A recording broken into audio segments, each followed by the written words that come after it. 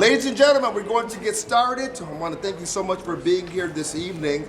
We're going to start off this little summit, this conversation with the Pledge of Allegiance. Even though we don't have a flag, we're just going to go ahead. Oh, you got a flag pin? Right here. All right, look at the flag pin. Look up, don't look down, look up. We're all going to be like, I pledge allegiance to the flag of the United States of America and to the republic for which it stands, one nation, under God, indivisible, with liberty and justice for all. And because we still can, we're going to approach our Father in God to ask for a blessing on this meeting this evening. Representative Alex Colladin. thank you. Jews have a prayer for everything, so I figured we'd probably have an appropriate prayer for this. It turns out we do. Our God and God of our ancestors, remember Abraham who flowed to you like water. You blessed him like a tree planted by streams of water. You rescued him from fire and water. He passed your test by planting good deeds in every source of water. For Abraham's sake, do not keep back water. Remember Isaac, whose birth was foretold when Abraham offered the angels a little water.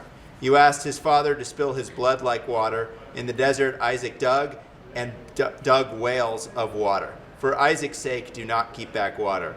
Remember Jacob, who crossed the Jordan's water. He bravely rolled the stone off the mouth of the well of water. He wrestled with an angel made of fire and water, and therefore you promised to be with him through fire and water. For Jacob's sake, do not keep back water. Remember Moses, who was drawn in a reed basket out of the Nile's water, who helped Jethro's daughters. He drew water and gave the sheep water. He struck the rock and out came water. For Moses' sake, do not hold back water. Remember Aaron, the high priest, who on Yom Kippur washed himself 5 times with water. He prayed and was sprinkled with purifying water. He kept apart from a people who are as unstable as water. For Aaron's sake, do not hold back water. Remember the 12 tribes whom you brought through the divided waters, for whom you sweetened bitter water. Their descendants' blood was spilled like water. Turn to us, God, who are surrounded by troubles like water. For our people's sake, do not hold back water. You are Adonai, our God, who causes the wind to blow and the rain to fall, for a blessing and not for a curse, for life and not for death, for plenty and not for lack. Amen. Amen. We got the Hebrew text. We've got the New Testament. We know how important water is to our well-being, water is to our survival, and I have to tell you, I'm pretty darn excited to be here this evening. This is the culmination. You don't understand. I was meant for this. 40 years ago, in 1984, I was at the University of Milwaukee in a sociology class. And the professor said, anybody who would read this book, it's 1,000 pages.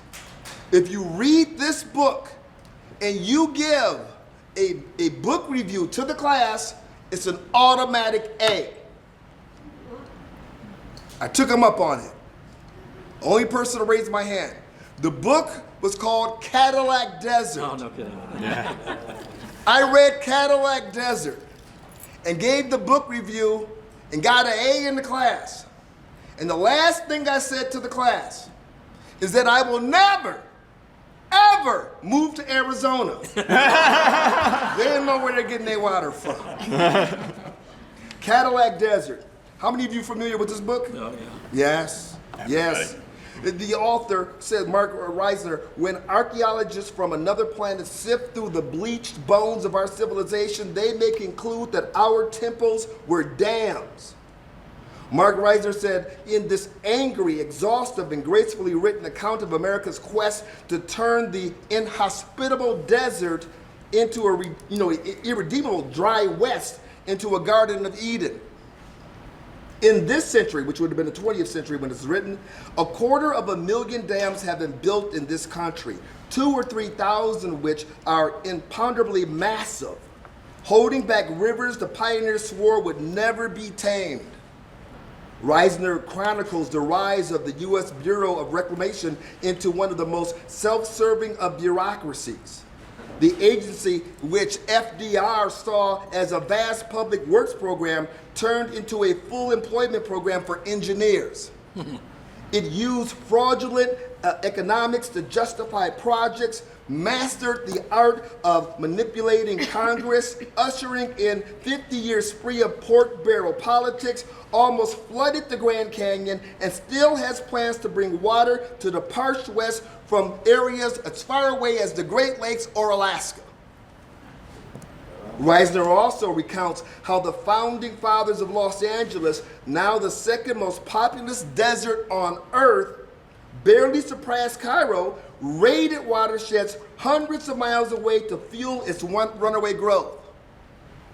This book talks about how through reclamation, how it began as an admirable idea to transform scorched earth into valuable farmlands in lush cities, it's turned into a nature-wrecking, money-eating monster that our leaders, particularly Congress, have lacked the courage to stop. Sound familiar? Illegal subsidies continue to enrich big farmers, whose excess production depresses crop prices nationwide, whose waste of cheap water contributes to environmental calamity that could cost billions of dollars to solve. And within the next century, the century we're in now, hundreds of reservoirs will turn to solid mud. Sound familiar? Today, millions of acres of reclaimed farmland are threatened by groundwater depletion and salt buildup in the soil. Only a government that disposes of billions of dollars every few hours will still be selling water in deserts for less than a penny a ton. This book is still relevant today, and it's part of the reason why we are meeting here this evening. The war for water, why it matters, and how to win it. You have heard of gorillas in the market. For those of you who haven't, the term gorilla is a term used to describe a company that dominates its industry but does not necessarily have a complete monopoly. A gorilla firm exerts its control over the pricing and availability of its product, as well as using the regulatory environment to its advantage, leaving competitors in the dust. Gorillas are also known to add a few lawmakers to their portfolios, and now and then, and that's how they create the regulatory environment favorable to them. Here in the great state of Arizona, some claim that the water is controlled by a secret cabal known as the water buffaloes. Large corporations and billionaire investors are allegedly playing games with water for their personal benefit, this having a terrible impact on our pocketbooks and long-term survival of our communities. The water wars in that book, Cadillac Desert, they talked about open water wars, shooting wars right here in the West in the early 20th century. It suggested that this could possibly happen again. That's how intense things are becoming. The water war matters because water has a major impact on our life through inflation, power bills, water bills, housing, food, and so on. And of course, the Biden administration is threatening to screw over Arizona in favor of other more liberal states by cutting back our Colorado River allotment. You heard that, I think that was late last year. It's underway. We still have a big fat target on our back. The suburbs have been ignoring this fight, but it has now come to their doorstep because of the reckless mismanagement of the Biden administration and their preferential treatment of liberal California. We have to start paying attention, my friends, and advocate for our own interests. So, let's go. Tonight, on our panel, we have Arizona State Representative Alex Collidan. Please clap. A little Jeb Bush moment there. Yeah, Jeb Bush. Please clap. Dr. Regina Cobb was with us this evening, former state representative. We have Amanda Moniz. She's a board member of the Central Arizona Water Conservation District. And we have Mark Lewis of VP Engineering, Water Resource Institute. All right. I want to start this off with some questions. And my first question is for Representative Alex Collin. Do we really, because we hear about this all the time, do we really have a shortage of water? Yeah, James. Before I answer that question, I want to say I appreciate seeing some local politicians here. Jan Duboskus, we have Rudy Fisher. I'm glad that our suburban lawmakers and elected officials are paying attention, and most of all, I appreciate you all being here because this shows the involvement that we're going to need to save our cities and our way of life. So that's the first part. The second part is, do we have a shortage of water? Well, what we have is a shortage of legally available water. We have 200 plus years of salty water in the ground here in Arizona, right? Unfortunately, there's no way that we can actually get it to cities like Scottsdale. Can't do it. The law prohibits it. And so this is the biggest misconception we have, because I hear from people, well, we don't really have a shortage of water. And I always tell them, well, you're kind of right, but you're kind of not. In fact, the way that water works in Arizona, it's like 11 or 12 different states, right? You can't move water anywhere. You can't move water into Maricopa County except from a river. You can't move it out of Maricopa County except from a river. Right. In fact, you can't even move it between most places in Maricopa County. So some places have more water than they need, and they use it for relatively low economic value activities that they could make a lot more money by selling it to cities and towns or by selling it to microchip processing facilities or whatever, but the government prohibits them from doing that. Because what we have to understand about our water system is it is communist. Who owns all the water under the ground? Is it you? Is it the property owner? Is it the homeowner? No, it's me. The state of Arizona owns all of the water under the ground and decides who uses it and whether you live or die. That is the fundamental reason we have a shortage of water, not because there's any lack of it in the state. Okay, beside that one, which is huge, what are some common myths about Arizona water? I think some common myths about Arizona water are that we have anything resembling a free market system. Right? We know from reading basic economics textbooks that socialism leads to shortages. Communism leads to shortages. Always has. They couldn't get enough bread in the Soviet Union, even though they had some of the best farmland in the world. So should we really be surprised that a communist system is not adequately supplying our water needs? You see your water bills, right? Who here's water bill has gone up significantly in the past year and a half? You know, raise your hand. Raise your hand. Yeah, mine too. Mine too. And that's because the system is breaking down. It's breaking down. And we have the system the Soviet Union would dream of. We have perfect communism. The folks at the Department of Water Resources, very smart, public-minded, public servants, good men, good women, right? But even they're not good enough to be central planners. It doesn't work. So that's myth number one. Corollary to that, myth number two is that we have anything resembling property rights, right? You hear rural members talk a lot about preserving property rights to water, right? What they're trying to do is preserve their pumping rights. Right? You don't have a right to any of the water, but you do have a right in some places to take a certain amount of it under the ground.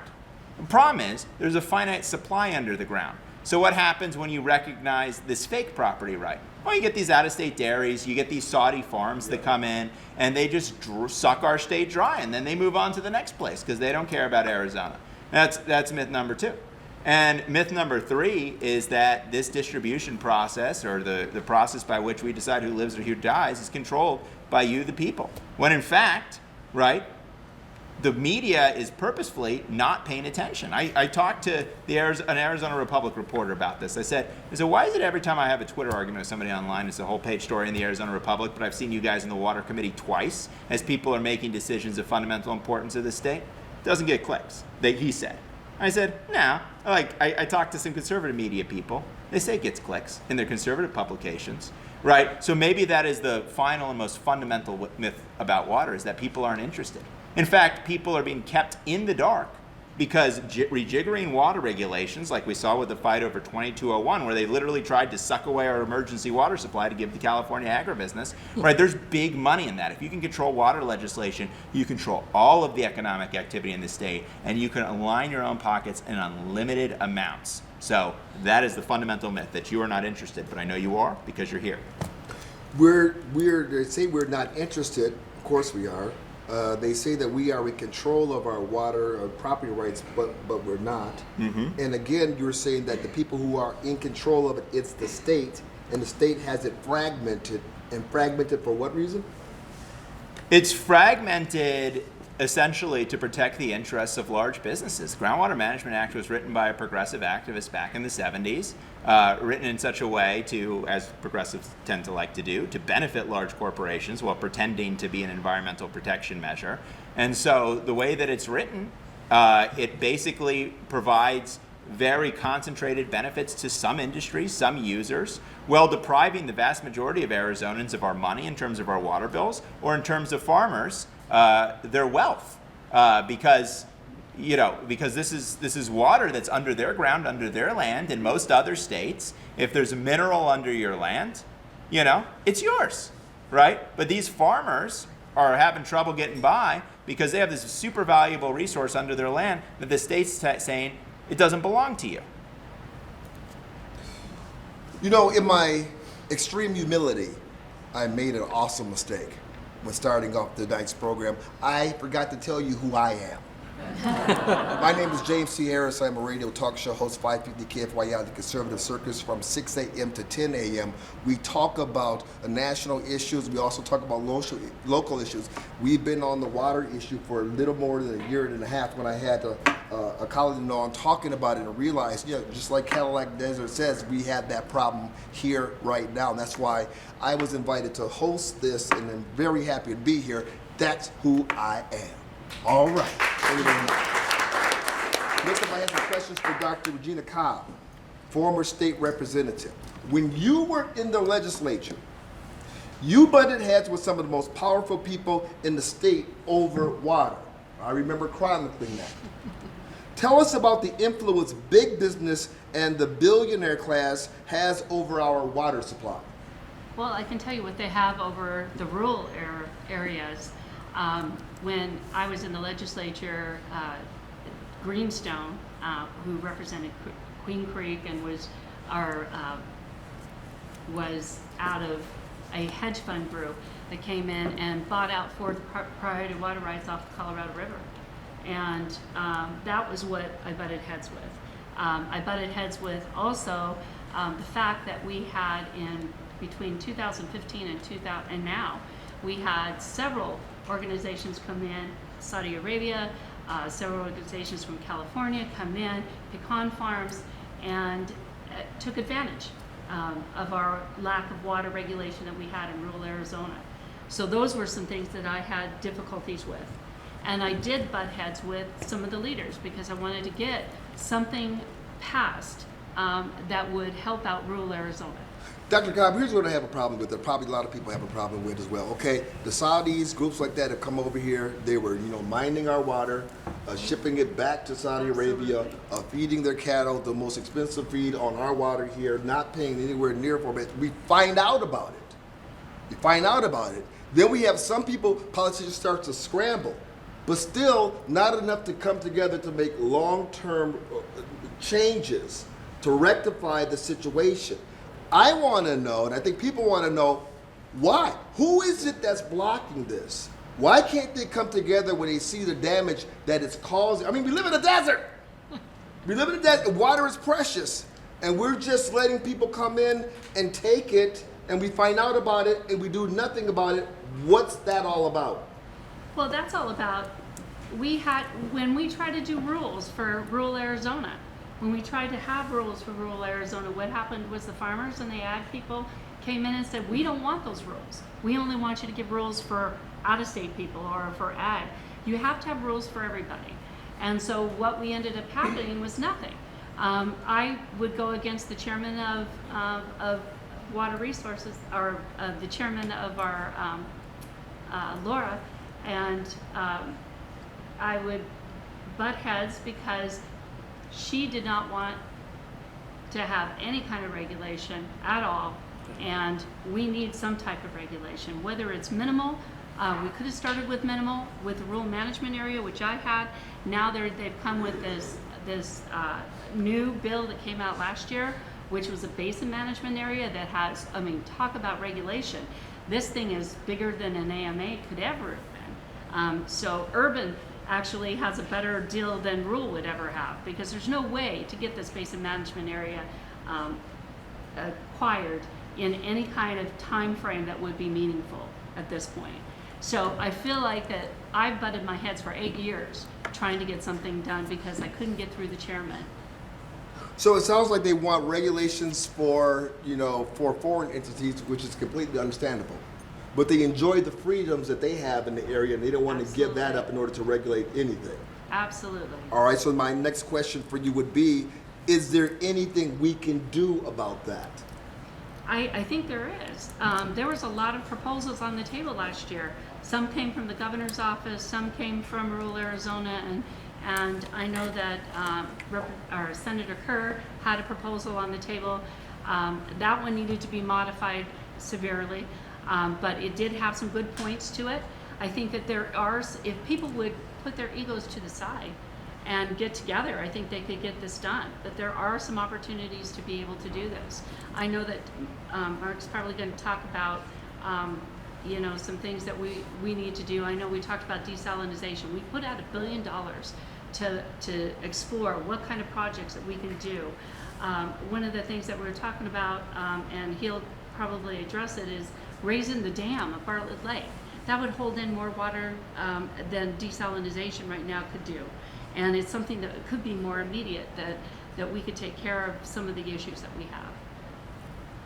What about that pipeline to the Great Lakes? I was against that when I lived in Wisconsin, but now I'm all for that. Pipeline to the Great Lakes. I gotta tell you, Speaker Bowers put that out there. He threw it out there when we were talking about these issues and said, that's not off the table. That is something that we've got to throw out there just in case. But there is just no way. I mean, you talk about interstate commerce and problems that you're going to have crossing the states. We have that with our gas pipelines and other pipelines. So there is no way we So can you're do it. saying no? I'm saying no. Now it'll be a lot cheaper. Right. Desalinization.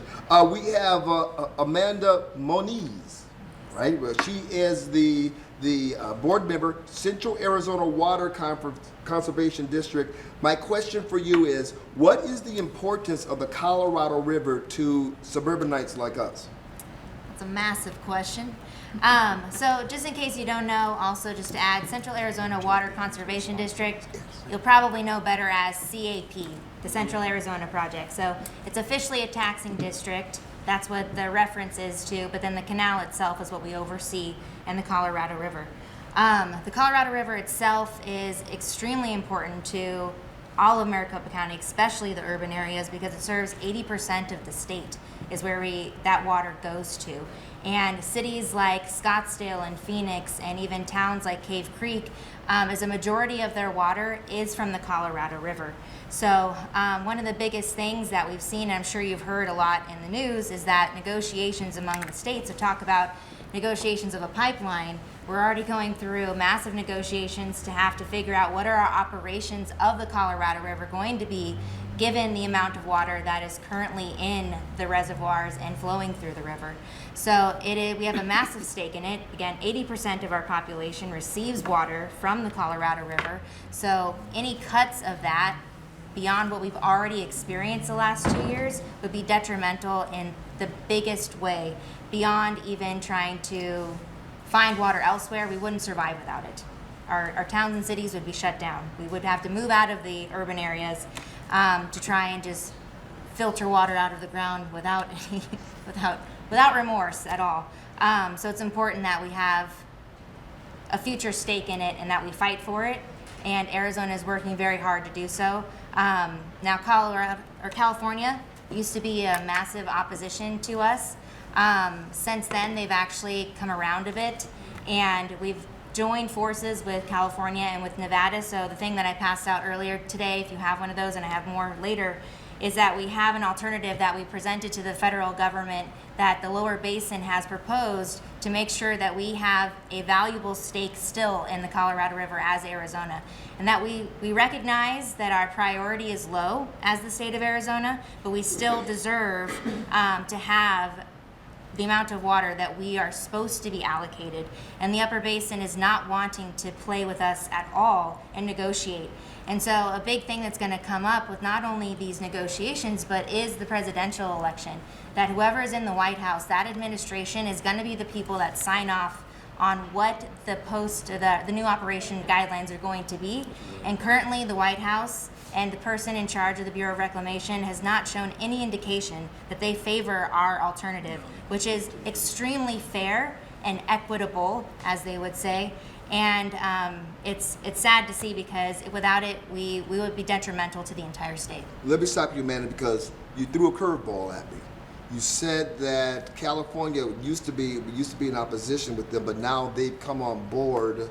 We found some common ground. I need a little bit more explanation about that, because I've been throwing my darts at California, Yes. Consistently. So now you're telling me they all friendly. What happened? We found a way to unite with them, because the way that the Colorado River is separated is by the lower and upper basin. And Colorado is united with us because of it being in the lower basin.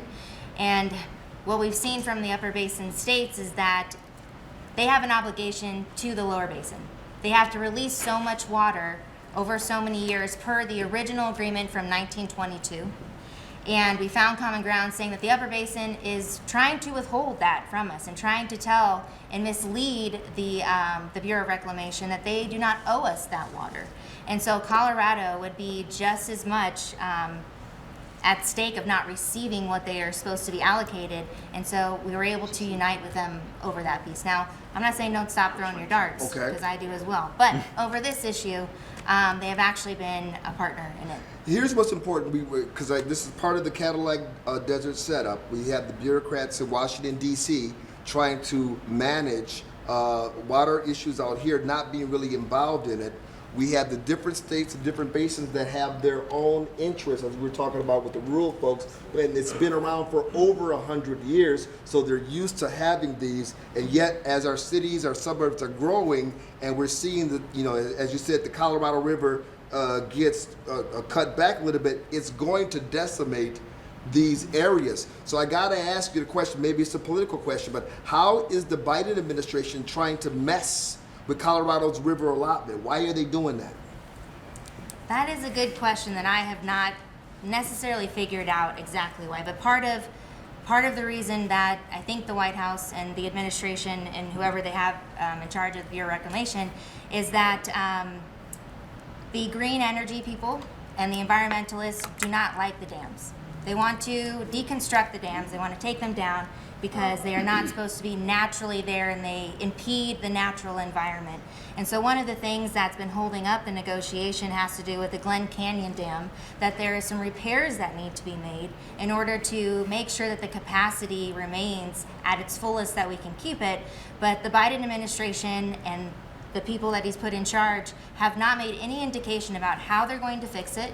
No matter how much we present them with alternatives, ways that we can help them. We have wonderful engineers that work for CAP that are innovative and know how to fix problems, but they refuse to listen to anything that we offer them to make sure that the capacity, the storage stays, that our dams are up and running, because it's also a massive security issue.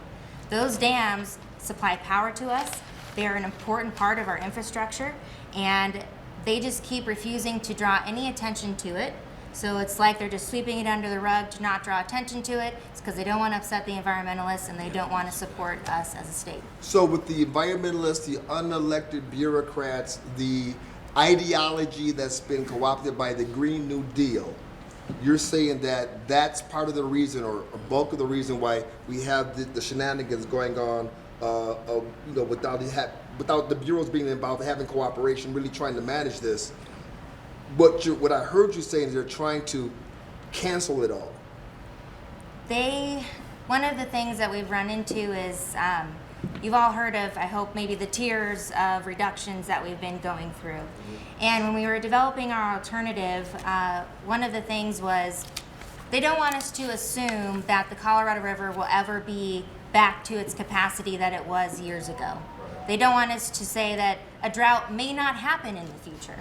And that's part of one of the things that they keep throwing these curveballs at us to try and navigate around with these large assumptions of environmental impacts that maybe we don't have to worry about. And so they're just pushing back at us just to push back at us because they don't want to ruffle feathers of their contributors. Is it fair to say that a lot of the problems, or at least sizable amount of problems we have, what they call water shortages, are really mismanagement?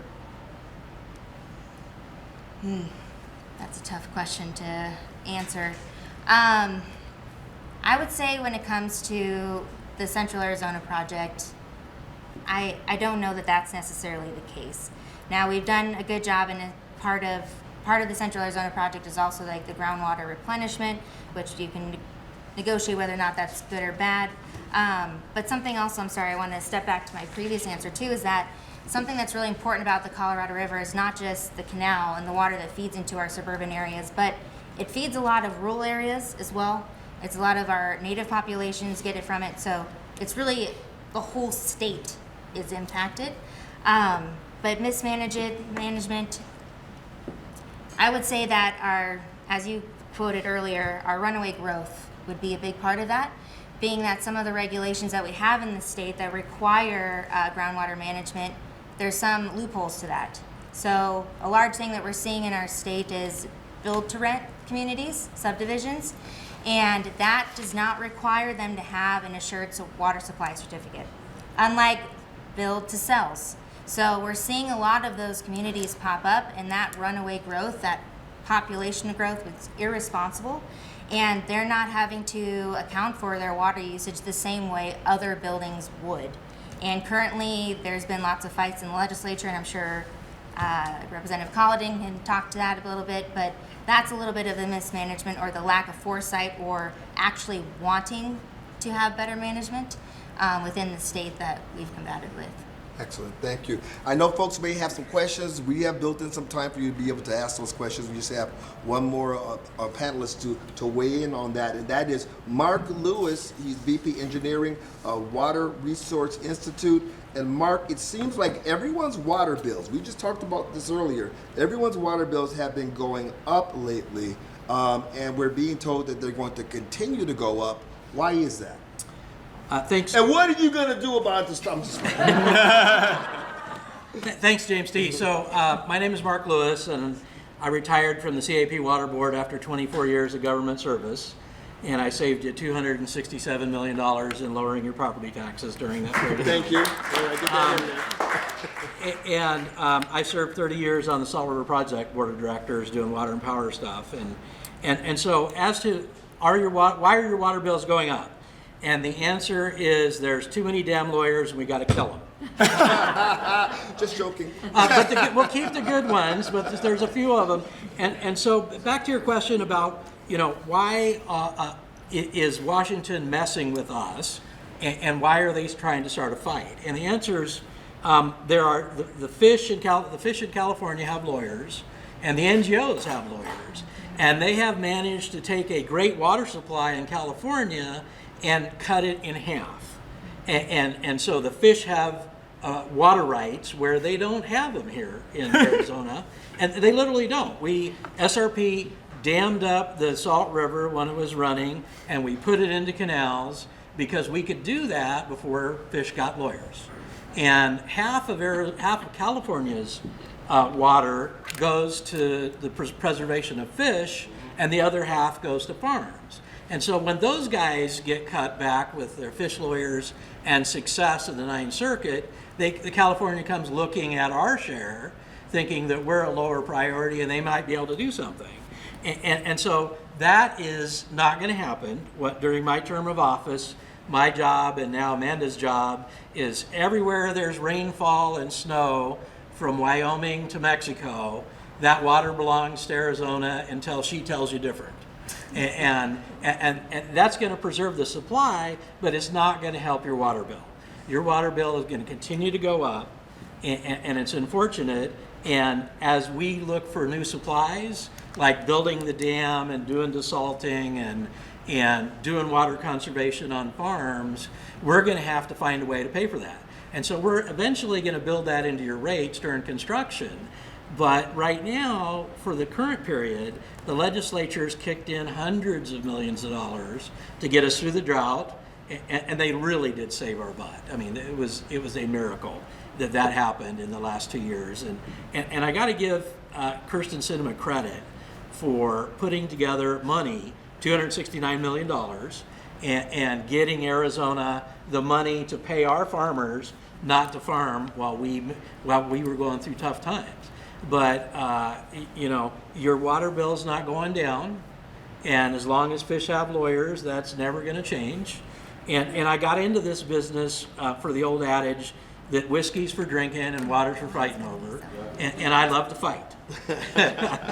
Well, to your observation, and this is something I was going to bring up earlier, it seems like when we get down to the nub of it, for the people who really understand what's happening here in Arizona, whether they be Democrat or Republican, when they understand the real issue, they do come together to fight for this. And the real issues, I mean, outside of Washington, D.C., with the Green New Deal, the politics of that, the ideology, it really is navigating through these 100-year-old setups, these bureaucracies that have existed to protect people's water sources, you know, especially when you get to the rural areas.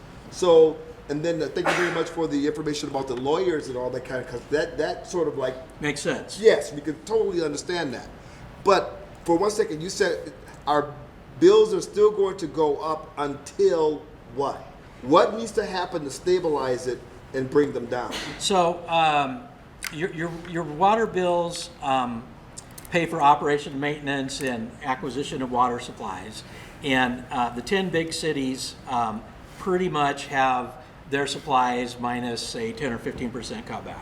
So with the drought, they're going to have to go out and we're all going to buy more water, build more water, or develop more water, and that's going to cost a little more until we stabilize it. So, for example, Representative Colladin did this legislation to do a pilot project on desalting, where you could build a desalter for $80 million up front, and then we could generate water for the cities that need it, and we can get our money back. It's an enterprise fund. And so that's the kind of stabilization we're looking at.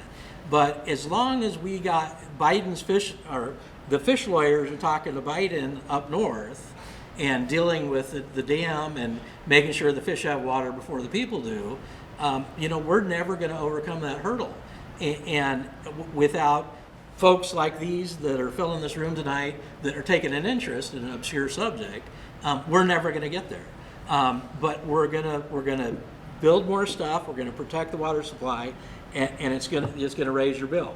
The question is the fish lawyers going to raise it 10% to save the fish, or are the engineers going to raise the bill by 8% so we could build a desalter and get the water we need for the future? So what I hear you say, and I appreciate the clarity, we need to have deregulation. Yes. We need to vote people into office, Washington, D.C., that are about deregulation and turning more power over to the states so that we can have the fight in the states. Okay? Okay. SRP has a big new project to potentially get us more water. What can you tell us about that project? Well, thanks. And so just for clarity, I retired from the Salt River Project Board of Directors after 30 years. And as part of our water conservation effort, we approved and voted on a project that will create an increase in the Bartlett Dam, which is as you go up Cave Creek, Carefree, and go out that way. That's where the lake is, and the boat ramps and all that other stuff. They're going to raise the dam height by almost 100 feet. They're going to spend $1 billion to do it, and it's going to supply water for 680,000 people. So roughly every water user in Tucson is going to be able to use the amount of water we're going to create. But fish have water lawyers, as I recall, and they're involved in this. So the water lawyers are here, the fish The lawyers are here. fish water lawyers are here. I thought they were in California. And the NGOs are here, and any federal action requires an NEPA process, and so they want to drag it out until they get paid, until they get all their things done, and we're going through that process now. But I got to give credit to Senator Sinema again. She got us $80 million last month, along with Congressman Schweikert and the other folks that are involved in this, and we got the study done, but we still have 10 years to go before this gets done. And if we speed it up, along with speeding up the Colladin free market water trading scheme and the Colladin desalting plan, we can get there. And it's tools in the toolbox. And probably the most important one is creating a free market water trading system so we could pre-sell water rights for your projects for the cities and raise the capital up front and maybe not have the government or your water bills pay any of it as part of a concept for privatization. So now I hear you, and I'm liking what I'm hearing. I like the plans that are being put in place, but I also suspect that the federal bureaucrats are listening as well. They're hearing this as well. And so they're probably slowing down the process or trying to slow down the process. Is that what you were just describing? Yes, they are slowing down the process. Between the NGOs, the fish, and the tribes wanting a different kind of deal, it makes it difficult to get these things done. But I think Arizona's committed on at least a moderate to conservative basis to move forward on a solution. What we're not going to get done is big urban to rural transfers. That is not going to happen anytime soon until we find a way to preserve the water rights that go with farming. So I'm a farming guy. I want my 112% of our cattle comes from Pinal County using CAP water, and I want to keep our local food supply. And 110% of our dairy products come from Maricopa County and Pinal County, and I want my milk and my cheese and my yogurt made locally from CAP water and SRP water. And I don't want those to go away. And so we got to strike a balance between what the urban guys want and the microchip guys want and preserving the farming basis for their supplies. Do you also you said your dairy stuff, you do a Wagyu meat? I love it. Steaks? Really? I have Snake River Farms, it's got the best. Okay, I thought you were doing that because I would come over. I have steaks in my freezer for that. I want you to, you passed this out, right? Yes, I did. Turn to the second page. I want you to look at this map. Salt River Project. Can you please explain what people are looking at with this? So for those people that got a handout, we're looking at this colored map. Not everybody has this. No, that was, I only made 25 copies. I'm conservative, I'm sorry. and so this is the original 1912 map of Salt River Project and the original canal system that was copied basically from the Indians in 1900. And there are 6 dams above us, and they hold about 60% of our water supply for the original portions of Phoenix and Chandler and Glendale and those kinds of things. And that's been delivering 1.5 million acre feet for 112 years. And that's not likely to change anytime soon. And so that's completely a different system than the one Amanda has, because there's more federal water lawyers in her game than there is in the SRP game. Did everyone get one of those? I did pass these. I'm sorry to put you on the spot like that. I thought everyone got one of these. It's just important that you get this, or especially this one, because when you look at these maps and you see where this has been for the last 120, 130 years, and you couple that with that book I was telling you, if you haven't read it yet, you got to read Cadillac Desert, because this is the same stuff that's going on right now. It has not changed. It's the same battles. The only difference is that the federal government has got much more powerful than it was, 100 years ago, 120 years ago. But we're dealing with the same issues. And another big problem that we're having is, this was what? This is the valley. Yes. 120 years ago? 120 now years we're ago. all up in this. We're all out there. So that's another one of the big fat problems. Thank you very much for this information. Why don't we give our panelists a round of applause here real quick? And I'm quite sure. Oh yeah. Yeah, to respond. Yeah. And at this time, what I want to do is open up the floor if folks have questions they would like to ask. Yes, sir. So this is a fascinating topic. I've lived in Arizona now for quite 50 years. And when I was a kid, I'm an engineer. And when I was a kid, I remember reading the news. There'd be a flood here, and then I looked at Arizona didn't have any water. And I thought, but it'd be kind of cool if we could build the nationwide systems of reservoirs, canals, and dams, and pumping stations, and when there was a drought somewhere, you could pump water there, and then, you know, so that we could alleviate a flood, and just like, you know, I thought about that like when I was a kid. It's weird, but I do remember having it. So living in Cave Creek, we used to have really cheap water. I forget, it's been probably close to 20 years now, 15, 18, whatever. It was like $13 a month.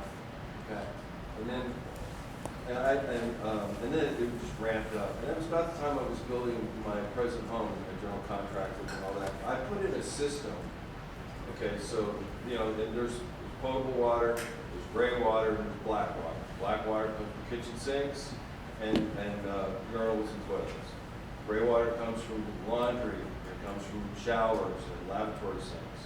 What I did is when I had my plumbing contractor come in, I said, tell you what, after you pass the inspection, I want you to come back in and basically split flows, and it's actually legal. The Arizona Department of Water Resources allows you to use gray water. Well, I was just wondering, and my system has one moving part and has worked flawlessly for almost 20 years. Is it possible to incentivize builders and to say, hey, why don't we start doing this on a level where, I mean, I've got a system that's designed, like I said, one moving part, easy. And you plug it in, and you can actually replace a lot of the potable water that people use for irrigation, and you can use it to irrigate your plants. You know, do this. Yeah. So the question is how come we don't do residential water recycling and harvesting? And the short answer is Willie Sutton robbed banks because that's where the money was. Yeah. And if we want to save a ton of water, we could use that Israeli NDRIP system that they're currently pilot projecting over in Buckeye on the west side. And so your house uses a half an acre foot of water.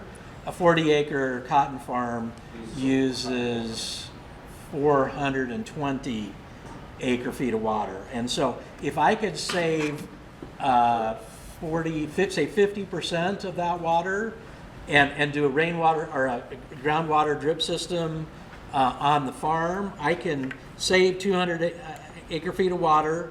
I can leave 100 acre feet on the farm and let the farmer farm it, and then I could get the city to pay for the whole thing and give them the 100 acre feet of water that they conserved. Exactly. Except right now, in a lot of places, you can't do that You can't because move the it. law prohibits you from moving the Right. water from place to place. So there is nowhere to save water at scale. Anywhere you could do it in a residential context, horrendously, expensive. This is what the Dems are trying to use to say you can't have a lawn, you can't have grass medians. Your median's not the problem. Your golf course is not the problem. Residential users use like 22% of the water in the state. Like, you've got 72% that's ag, you got another 8% that's industrial, right? But the problem is that you can't move water between the classes of users, and you can't buy it, and you can't sell it, and so there's no incentive to conserve at all. Zero creativity, right? Zero. Where was I? Yes, ma'am. Oh, hold on a second. With the glasses. Yes, ma'am. Go ahead. Well, I have three questions, maybe they'll be quick. So I don't think I heard correctly about the condos and apartments. Is there a different rule for them on water usage than there is like a big scale BTO? Take that one. Yeah, there's no usage. I don't know if she I means know building that now. there was a time, and I don't know. if She means it's the 100 still year. where if you had a big development, you had to show that you had a 100-year water supply. Is that still the case? In the I city, can- right? Yeah. Go ahead. Yeah. Go ahead. Well, because you mentioned usage, no, but in development, there is, but I will let them speak a little bit more to the development side of that. So the question is there different rules for housing on water and apartments? And the answer is houses are required to prove a 100-year water supply and then pay every single year to recharge the water and do it correctly. Apartments and industrial buildings are exempt from that process. They are not required to approve a 100-year water supply, and they are not required to pay taxes to recharge it. The city folds it into their water service area and makes the residential homeowners pay for it, basically. So then that brings me to the chip manufacturer. Because that's a huge industry here now. Yes. And we just keep building more of that. And I don't know what the percentage is, but I know they use a lot of water. And this is why I'm saying that the water laws of the state are written in such a way as to impoverish your family to make big businesses rich, right? That's what it is. Because the big chip plant, which by the way uses, I believe, 80,000 acre foot of water a year. So for comparison purposes, the entire city of Scottsdale uses 60,000 acre foot of water a year. The chip plant uses 80, right? And they don't have to compete on a level playing field with your house, right? They don't have to prove up a 100-year supply, which makes it very, very hard for the city to meet its recharge requirements, right? It makes it very, very hard for the city to fund a water infrastructure, deliver affordable water to your home, right? Because they wrote themselves a fat little exemption to the water law. I'm a conservative. I don't believe in regulation for the most part. When you have a common resource, there is an argument there. But what I absolutely don't believe is having different types of property owners compete on an unequal playing field. Regulation needs to be even or not at all.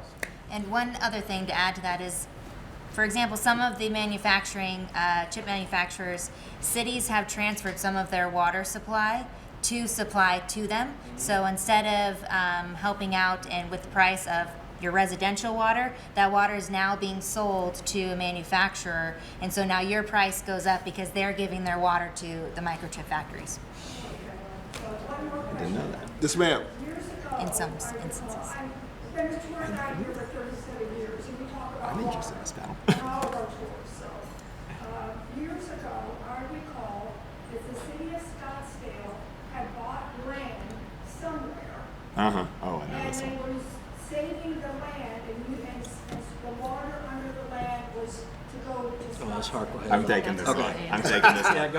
go. Well, so yes, years ago, the city of Scottsdale bought water rights in a place called Harquahala. So, like in most communist systems, eventually the communists realized that if you don't provide an accommodation here or there for the market, the entire society will cease to function. So they did. They set aside this one particular area of the state called the Harquahala Basin. That was supposed to be our emergency water supply, which again, the California agribusinesses literally just tried to siphon off. I digress. City of Scottsdale still owns enough land to confer water rights in the Harquahala, about 2,000 acre foot a year, okay? Which, because of how efficiently the city of Scottsdale recycles water, I mean, we're a leader in the world, right? We can use that to meet what's called our recharge obligations, to put the new water in the system that we can't recycle and be more or less fine. Problem, there's more land with water rights in the Harquahala than there is water in the Harquahala. So you can only transfer about 40,000 acre foot of water out of there a year, but there's way more land that would let you transfer out way more water than that, right? So essentially what you have is it's like a Ponzi scheme, or fractional reserve banking or whatever. So yeah, City of Scottsdale has a right to that water. It's just not clear whether they're going to be able to access it. And I would encourage, I see now Lisa Borowski, who I believe is running for mayor of Scottsdale here in the audience, as well as Jim O'Connor, CorpCom. I would encourage the city of Scottsdale to immediately put in an application with ADWR to get in the queue to lock up that water, because it's going to be first come, first serve. Your first 40,000 acre foot of water, they're going to get their water. Everybody else with transfer rights are not going to get their water. So even if you don't need it now, I guarantee the city is going to need it in the future, because you've got Taiwan Semi draining the aquifer. Like, our aquifer's going down every year here in Maricopa County, and it's just going to keep getting lower and lower and lower and lower. It doesn't matter how well we conserve. Residential water users don't use any more water than we used in the 50s. Not per person. Total. Even though we have 7 million people in the state now. 7.5 million. We had a couple 100,000 back in the 50s. Right. We've pushed the envelope on conservation. We're literally about to start drinking our own pee here in Scottsdale. Actually, we already do, but right now we put it in the aquifer first, to season it. Okay? We can't get much more efficient, certainly without fundamentally changing our way of life. Right, so we need to lock up that water so we have a continual source for recharge for kids, for grandkids in the future. That's my 2 cents. I just want to add a little bit to that. The Harquahala 4 is cents. was in my district that I, sorry. The Harquahala was in my district. And so this was a very important issue with me, and thank you to Representative Culloden. He worked with me this year as far as working with being able to transfer some of that water and how much can actually stay in La Paz County, because it's in La Paz County. There's some problems with that. We haven't done a really detailed hydrological study of the Harquahala, so we really don't know no idea. the extent of how much water is in there. I've heard it's 3 Lake Meads underneath there, but we don't know that, and how much of that is actually brackish water. Yes, ma'am. No, I was gonna ask also about the chip plants, so thanks for asking about that, 'cause that's a huge concern I have. They use millions and millions and millions of gallons of water in the ability in Scottsdale to host chip plants. I think that's ridiculous. So you answered me on that, thank you. The other thing is, I noticed the other day, the Salt River is running at maximum capacity. I don't know if you've seen it out there recently. Somebody's releasing millions of gallons of water. The Salt River is so high. And I'm just wondering, why can we not capture more of that instead of just letting it go? So I think I can do that. That's Mark Lowe's question. And so the question is how come we're letting water out of the dam and running it down to Mexico? And the answer is the dam is not high enough, and it's on the picture right here. And Bartlett Dam is going to be a big deal. Well, that's the bird.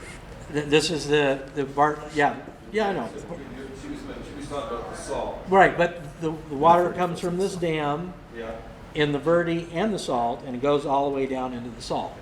It blends. And so the answer is, if we want more water and if we want to continue to have growth pay for itself, because I'm convicted on making sure that growth pays for itself, and that those who are creating growth pay for the water infrastructure we need to develop a project.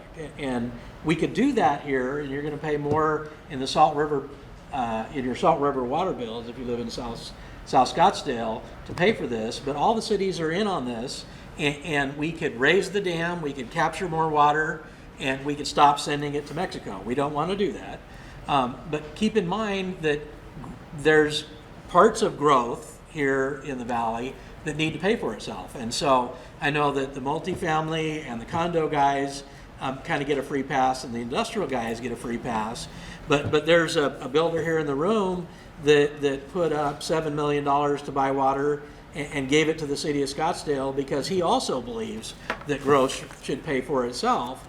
And he bought water and gave it to the city to do that. Now, not everybody's doing that, but as a good public policy, we can't have chip factories and Saudis and all these guys coming into town unless they bring their water to the table and give it over to the common good. Okay, so I was in the semiconductor industry for a long time. They use a lot of water. There's a 36-inch diameter pipe that's being, I believe, sent out to TSMC plant, correct? Yeah. Right? I don't know if what information anybody has. My understanding is it's treated effluent, and then they're going to do things like create distilled deionized water there. To your comment back here about semiconductor and all that other stuff, true. I'd rather have those high value added jobs and helping our state and using things like recycled water so that you can minimize the impact if at all possible. I don't see the sheet, but I tell you, my question is what do you guys know about that? Well, how much of that 80,000 acre feet of water is that pipeline going to handle for the TSMC plant? Anybody know? Well, I think that Alex answered that question. And he mentioned that's how much water it uses. yeah, but and not Intel is another gigantic, manufacturer. Are you asking And how they're much they're using going to SRB recycle? water. Yeah, okay, so you've got a pipeline that's being constructed right now, right? Isn't it a 36-inch pipeline that's going? This is The probably- the number of inches, I don't know. Okay, Get this but afterwards. my point is it's going out there to try to reduce the environmental impact of that plant. So TSMC says that they're going to recycle some large amount of water, whatever, it's nebulous.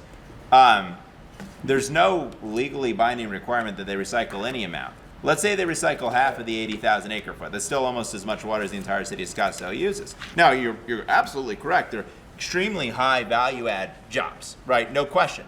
The problem is that they're essentially getting subsidized this water by the state, right? If we had a free market water, right, where it's like, hey, you pay, what it's worth to you or whatever, then maybe more water would go to the TSMCs of the world, maybe less. But what we do know is that you and I would not be footing the bill in terms of our water bill to get them to produce the chips. That's the problem. It's not like microchip manufacture is inherently evil. So are we going to have That's enough questions from some guy. afoot to resolve this stupid water situation?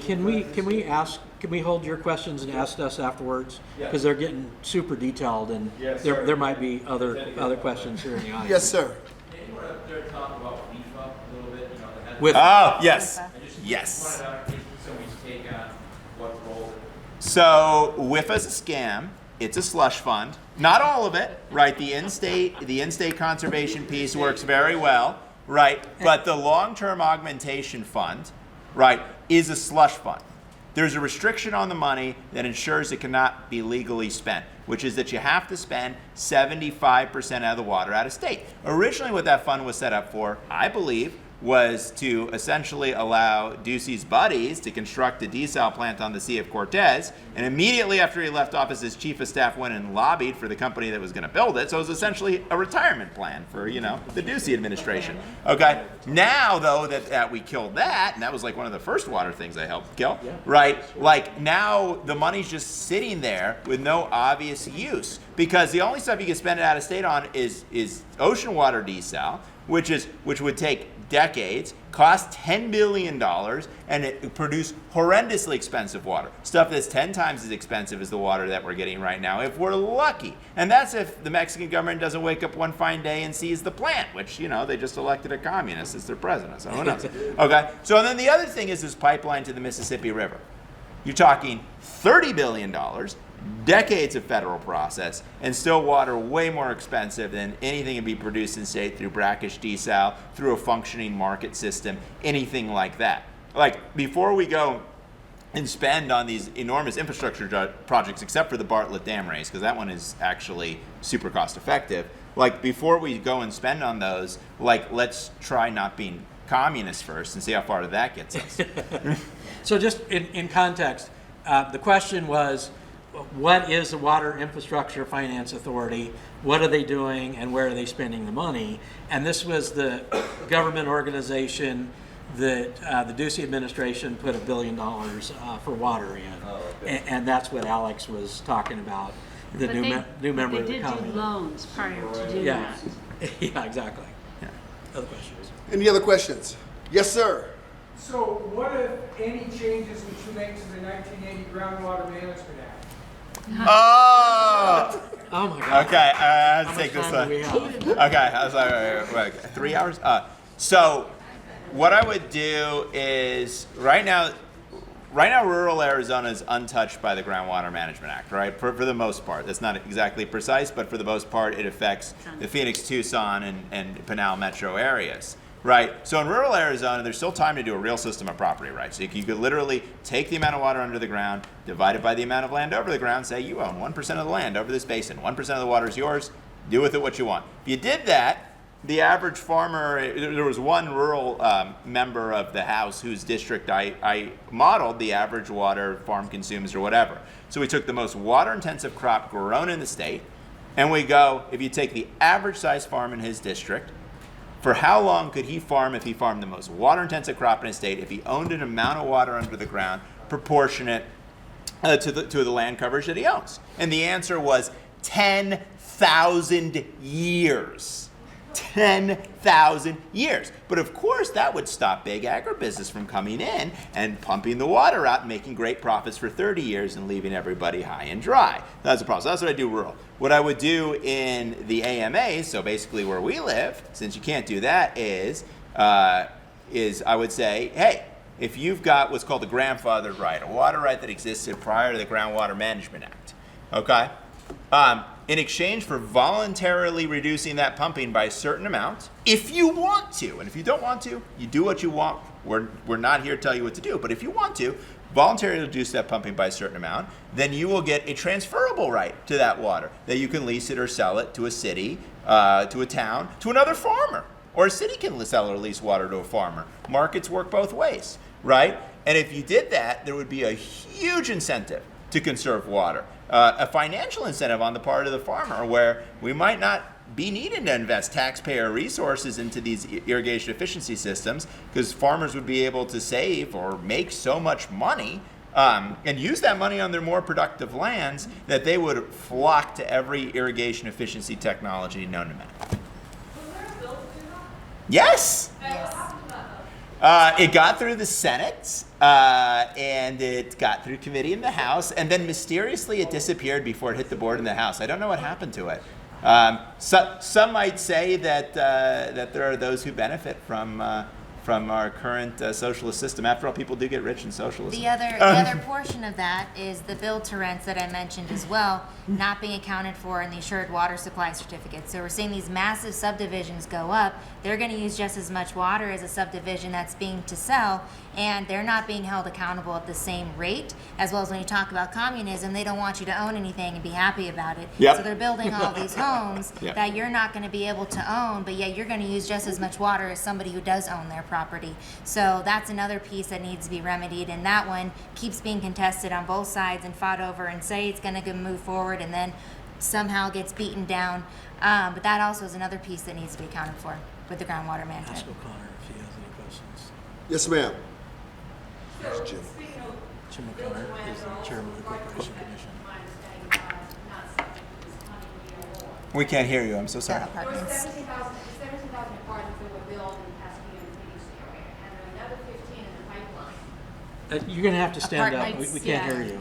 There are 17,000 apartments that were built in Phoenix area, and Apartments. really driven by all the growth that comes from the TSMC construction. Mm-hmm.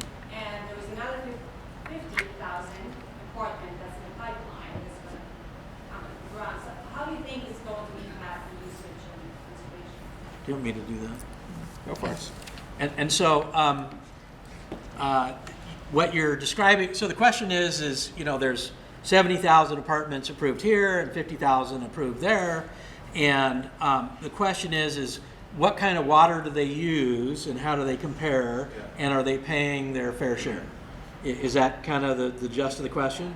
And so the short answer is an apartment uses half the water as a regular house, and condos use half of that. And so those land uses, while necessary from an economic standpoint, they use less water, and that's part of the conservation plan. There's a big conservation plan that says all homeowners, all 5 million people, need to use less water. And one of the vehicles to get there in the water toolbox is to put people in apartments, because it uses less water. But BTR is that you were just talking about is basically horizontal apartments as well. So Yeah, but keep in mind that apartments don't pay into the CAGRD, they don't pay property taxes for that, and they don't pay the annual recharge, and so they got an exemption like the chip factory plant guys, and we got to get them to pay their fair share. And many of the responsible builders do pay their fair share as part of the entitlement process, and that's a good thing. But I got to tell you, from the 35 years I've been building stuff and doing water management, the most water we could save the most efficiently is to put houses on top of a cotton farm, because cotton uses a phenomenal amount of water, and that house uses 4 times less, actually 8 times less water than a cotton farm does. And that's how we've been able to grow over the last 70 years from 1 million people to 7 million people and still have the same amount of water use. And so that was a good policy. It worked out nicely. There are some loopholes in the parts of the growth that we need to plug, but we can't plug them if we can't transfer the water from buyers and sellers and lessees. Yeah, and I'll point out two more things, which is you'll always hear people talk about, well, apartments use less water than houses, right? Which is true for a single apartment, but how many apartments are you stacking on that parcel of land, right? And so that will use more. That's the first thing. And the other thing I would say to Mark Lewis's point is that my colleague Austin Smith had a wonderful bill this year to allow houses to build on cotton farms, and you get a much smaller portion of their water right than they were using. They sell it to you, obviously voluntary exchange, totally free market thing. Unfortunately, there was a last-minute opposition from one of our Native American communities that incidentally sells water to Pinal County. And surprisingly, Katie Hobbs, it seemed like she was pretty favorably disposed until that last-minute opposition materialized, and then she vetoed the bill. Another curious coincidence in the water world. Yes, Jim McConnell. Hey, Jim, do you have any questions for us? Not this time. Okay. All I do is price water. Yeah. Yes, sir. Incorporate. And Borowski, you want to get Lisa's question? Can you say that again? I got part of it. Don't cities achieve a designation of assured water supply? They don't get the individual certificate. So that covers the entire growth within the city. So the question is don't cities get an assured water supply for 100 years, which includes the apartments? Yeah, and the answer is yes. But when I go in and build 10 houses on a lot, I have to prove that it's going to have an assured water supply, and those homeowners that live there, they have to pay property taxes of about $150 a year to recharge the water that serves that house. Those apartments do not have to pay to recharge the water for their annual water demand, or anybody else other than a single-family house. Everybody got an exemption over the last 30 years on assured water supply, and they put all the burden on annual groundwater purchase and recharge on you and me as homeowners. And that's unfair, and that doesn't live up to growth paying for itself. And now that we're getting different kinds of growth, that they need to pay to recharge their water every single year. I agree 100% on that, but the point was that the major cities do include all the apartments. Yeah, they do. Everybody in the bigger areas, I mean, but we got over 90 cities, and everybody has a different deal. Lisa. Yes, thank you. As Alexander, Representative Cullinan pointed out, I'm running for mayor of Scottsdale, and I plan to follow the mayor who tells the entire country that we're running out of water in Scottsdale. It's not true. I mean, we all know that. So the question I have for you is you're talking about privatizing water for individual property owners. I think that on a widespread scale makes a lot of sense. That sounds like a big project and a big what if that could ever happen. And you talked about Arcovilla Valley, and that's I think one of 4 basins where you can sell and transport water, right? Is there any thought or discussion and I think there's a compelling reason to do this, in the rural areas where, for example, there's a very flush aquifer that will maybe perhaps never be tapped into because of the location. Is there any thought to add an additional basins to open that for future uses on the ones like we're talking about, for example, major chip manufacturing plants where a city could direct them to do just that? So, yes and no. That is what Senator Wozniak and my water exchange would have essentially done is turn the entire state into a sustainable transfer basin by ensuring that any transfer led to a reduction in pumping. Now, realistically, where most of that transfer is going to be economically feasible, though, is in the transfer basins and also within your same basin. So, for example, if I'm looking to build a chip plant in Maricopa County under this proposal, I would probably look at okay, what rights can I buy in the basin, or what rights can I buy from one of these four transfer basins, but mostly Harquahala Valley. And the reason for that is that those transfer basins weren't picked at random. They were picked because they're on the Cap Canal.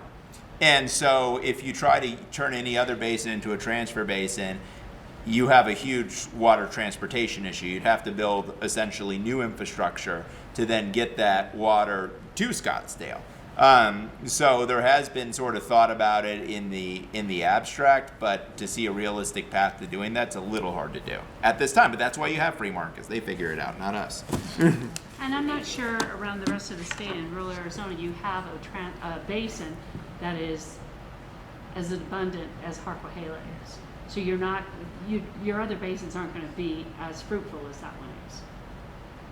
Yeah, one other thing I'd point out too is that the infrastructure may not be there for the other three basins. Who knows if that gets built, when it gets built, or whatever. That's why locking in that priority for Harquahala is so I important. think we're losing him. We're going to wrap it up. One last question. Yes, ma'am. As you're talking about this, I'm sort of like somebody, there's a they. Is the they like a blob? And then, I mean, how, it seems like common sense kind of goes out the window because somebody's getting some money, some this, and I mean, it's just a massive, you try to pull one thread and then you're down some bunny hole. I mean, it's like, Yep. so, I mean, we could all sit here, we could listen and say, oh yeah, I better vote for this guy or that. But I mean, what's the path forward that would make some sort of common sense? And I mean, is it corporations that are really causing the bollocks, or is it tax incentives, or is it builders, or is it? I mean, what? Right now, there's a huge power disparity. This is the perfect question to end on, by the way. This is like It is, perfect. yeah. Okay, so you have this Harquahala Valley we're talking about, that's like so essential to the future survival of our city. Almost all the water rights in there, I mean, Scottsdale get a teeny tiny piece. Almost all the water rights in there are controlled by 3 large hedge funds, one of which is like the French government's pension fund. Okay, so you've got these out-of-state, sometimes international hedge funds locking up the water. They obviously benefit from the current crisis, right? Always look at who benefits. You do have, with rejiggering the water laws, like obviously, like chip manufacturers benefit from industrial being exempt, and they benefit from imposing those costs on you as the homeowner, and you don't even know that they're doing it. So, and as you might imagine, big hedge funds, big corporations, yes, all of the above, right? They have a lot of money. Now, normally, the way that we counter money in politics is by electing good people, yes, I'm going to make no bones about that, but the way that we also do it is with popular pressure, with average people speaking up.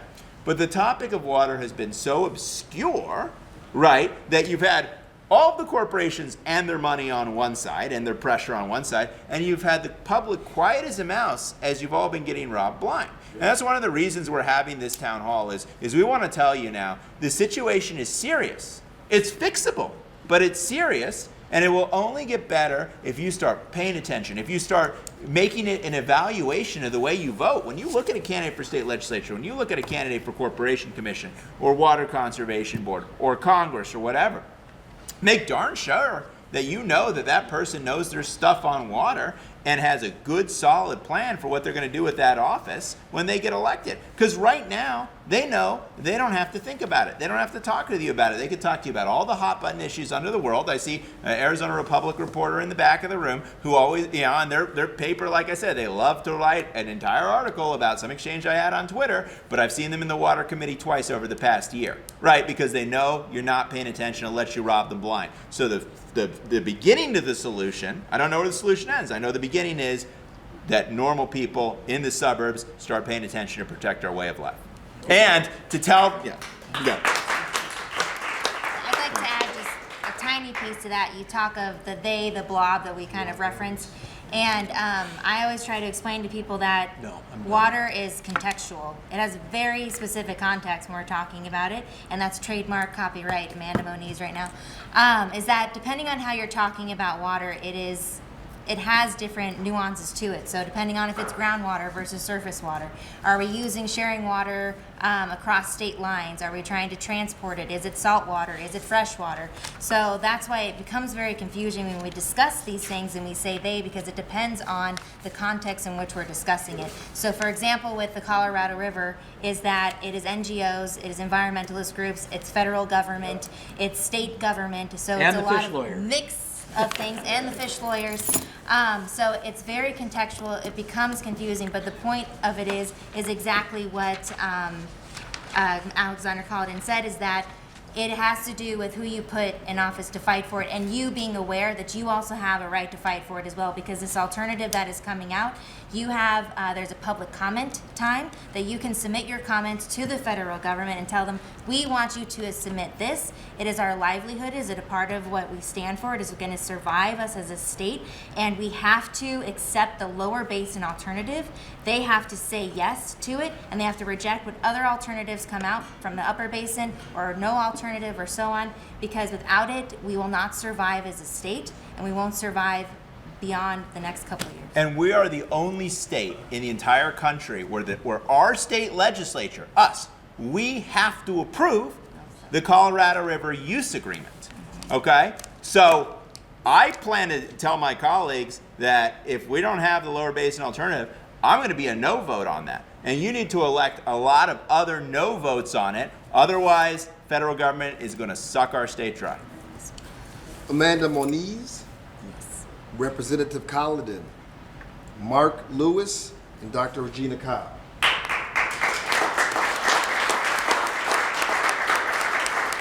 We are living in the next chapter of the Cadillac Desert that is still going on. We really are, and this is what this battle is about. And it's for Arizona. The more you're aware of it, and the more you get this information, the more you support the people, on the commission, the people in the legislature. We're going to win this battle, but not without the right people in place, as you heard tonight, because that's where the battle is going to take place. Ideological regulations and cooperation in the state, with the rural areas and the cities. Thank you very much for coming tonight. Oh yes, one more thing. My name is James C. Harris. Ringmaster of the Conservative Circus, 550 KFYI, 6 a.m. to 10 a.m., Monday through Friday. Tune in. All right, thank you guys. Thank you so much for doing that, James.